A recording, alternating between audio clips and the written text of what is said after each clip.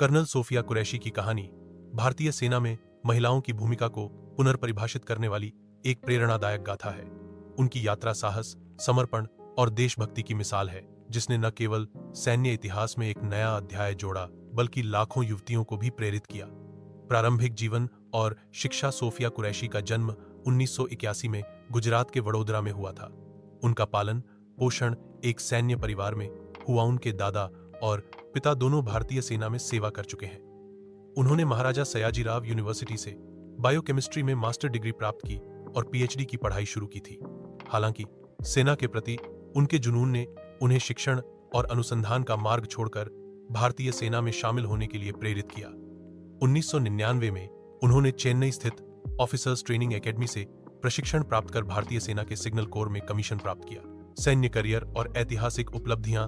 संयुक्त राष्ट्र शांति mission 2006। Sophia ने कांगो में संयुक्त राष्ट्र शांति मिशन में सैन्य पर्यवेक्षक के रूप में सेवा की, जहां उन्होंने संघर्ष क्षेत्रों में शांति बनाए रखने और मानवीय सहायता प्रदान करने में महत्वपूर्ण भूमिका निभाई।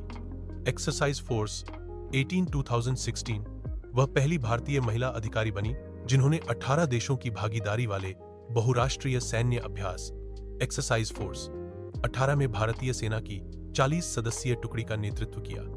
यह अभ्यास पुणे में आयोजित हुआ था और इसमें अमेरिका, चीन, जापान और ऑस्ट्रेलिया जैसे देश शामिल थे।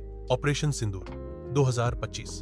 पुलवामा में हुए आतंकी हमले के जवाब में भारत द्वारा पाकिस्तान और पाकिस्तान अधिकृत कश्मीर में 9 आतंकी ठिकानों पर की गई सर्जिकल स्ट्राइक ऑपरेशन सिंदूर के बाद कर्नल सोफिया ने विंग कमांडर व्योमिका सिंह के साथ मिलकर राष्ट्रीय और अंतर्राष्ट्रीय मीडिया को ब्रीफ किया।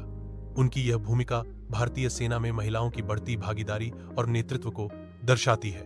प्रेरणा और विरासत। कर्नल सोफिया कुरैशी का जीवन उन युवतियों के लिए प्रेरणा स्रोत है जो पारंपरिक सीमाओं को पार कर देश की सेवा करना चाहती हैं। उन्होंने अपने संदेश में कहा है, सेना में शामिल हों, देश के लिए कड़ी मेहनत करें और सभी को गर्वित करें।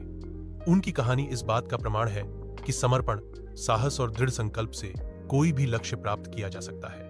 उन्होंने न केवल सैन्य क्षेत्र में महिलाओं के लिए नए रास्ते खोले हैं, बल्कि समाज में भी एक सकारात्मक परिवर्तन की शुरुआत की है।